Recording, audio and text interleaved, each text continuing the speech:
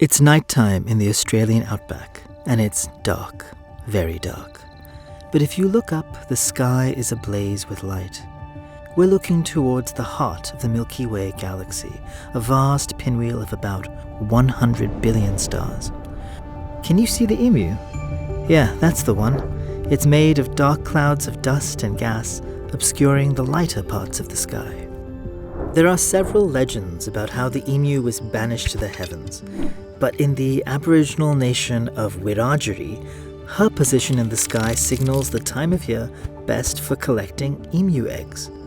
For most of human history, understanding the sky was not the preserve of scientists, but a precious tool for our survival, for building cultures, religions, and societies, and in some places it still is.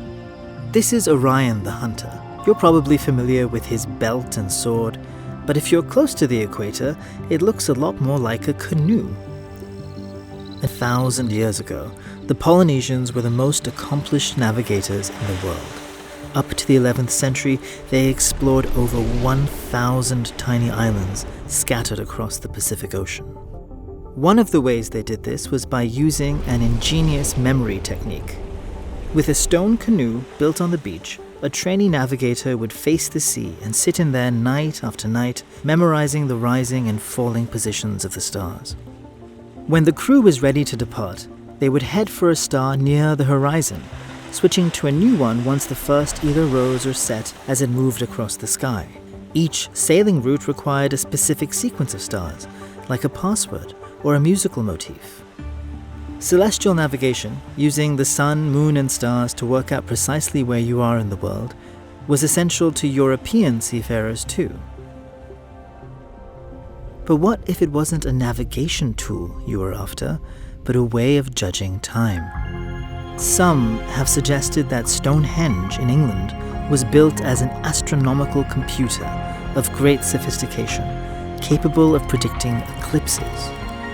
This can't be proven. It's most likely to be a precise-ish way of determining the winter solstice, perfect for timing observances around the shortest day of the year. Stonehenge is solstitially aligned, meaning if you're approaching the entrance from the northeast, the sunset at midwinter will cut the monument neatly in half. Newgrange in Ireland does an even better job.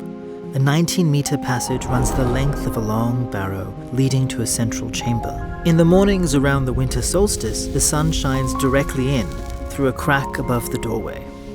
Newgrange was a tomb, so for the people that built it, ancestors, death, the sun, and seasonal renewal were probably linked. Perhaps it was the job of the ancestors to turn the sun around at midwinter, guaranteeing the return of spring. One of the most stunning examples of an ancient astronomical tool is at Chanquillo in Peru.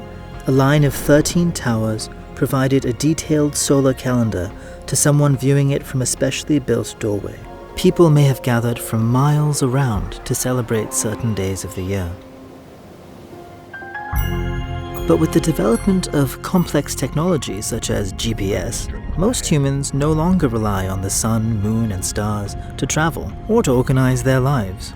Just as well, because light pollution is increasing globally between 2 and 10% year on year. Only 1 in 5 people in Western Europe and America can now see the Milky Way. But birds need the stars, including the North Star, to navigate. If they can't see them due to light pollution from cities, they run into trouble. Denying animals access to the stars is just one of the many ways in which light pollution impacts nature, but that's another story. Reliance on the sky as a guiding light is not uniquely human. But perhaps our use of the sky to find food, to organize our lives, to socialize, to pray, was not just something we did before better technology became available.